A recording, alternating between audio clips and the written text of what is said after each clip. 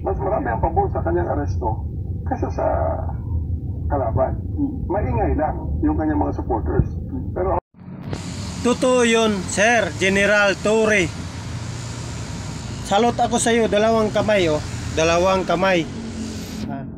Sir, sana naman maging makatotohanan tayo bago tayo magsalita.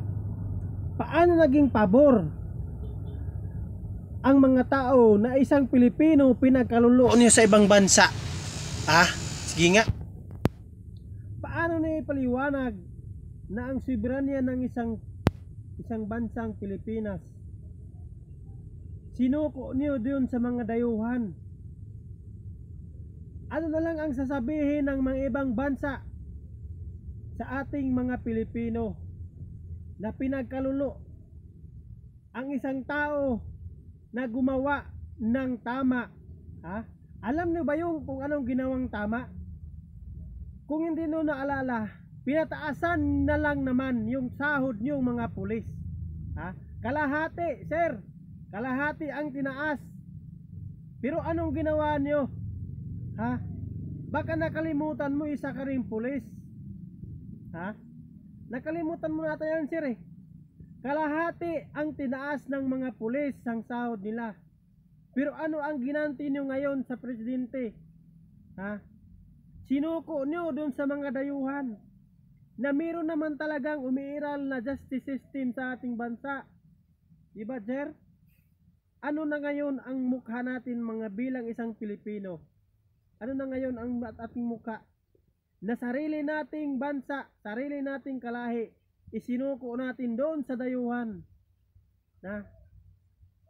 Ano na lang isipin nila? Ay, yung bansang Pilipinas, walang isang salita yan, walang panindigan yan. Papasukin natin yan kasi wala naman yang salita. Di ba, sir? Kasi nakikita nila nga kahit ang mga opisyalis ng isang Pilipinas nagsisinungaling, di ba? Anong sabi ni Sir Bungo? Ni Brigadier General, ano ba yun? Yung babae, nakalimutan kong pangalan nun. Di ba? Dapat magsalita tayo doon sa tama.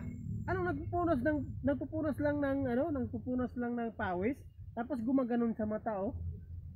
Totoo yun. Nalulungkot talaga ang pulis kasi unang-una tinaasan sila ng sahod, tapos yun lang agaganti nila. Diba? Yun ang agaganti ng isang pulis. Yun lang.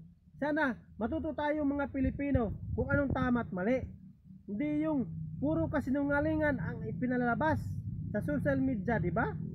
Mali yun, sir. Mali. Anong walang nalulungkot?